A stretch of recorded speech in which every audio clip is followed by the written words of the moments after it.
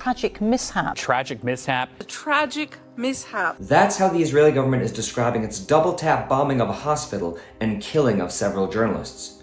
But this is not the first time the Israeli government has committed a live-streamed war crime and then told all of us that it was just an accident, a mistake.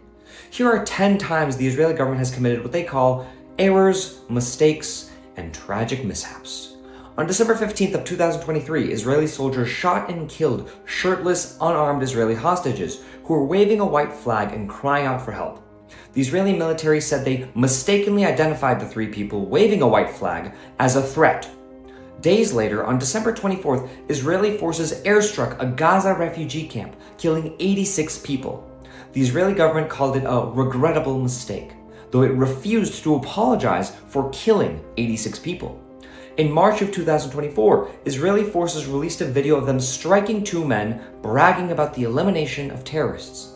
They later admitted that a bike one of the men was holding was mistakenly marked as a rocket launcher.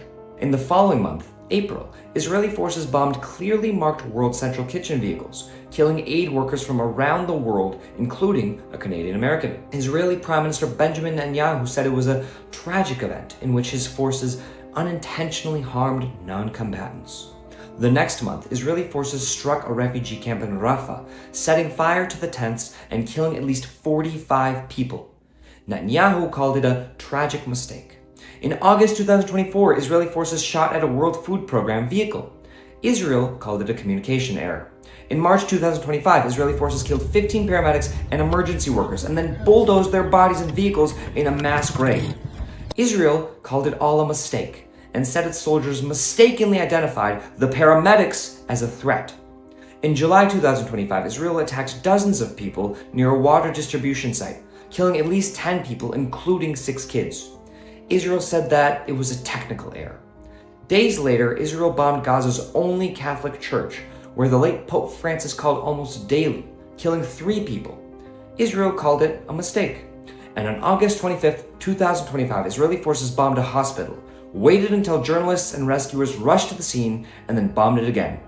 Netanyahu called the double-tap attack a tragic mishap. And that's all only what Israel has called a mistake. There are hundreds more attacks just like these that Israel has not apologized for. Hopefully, the pattern is clear to you. Israel commits a war crime. They apologize if they really need to. They face no consequences. And then, what was a mistake before becomes routine afterwards.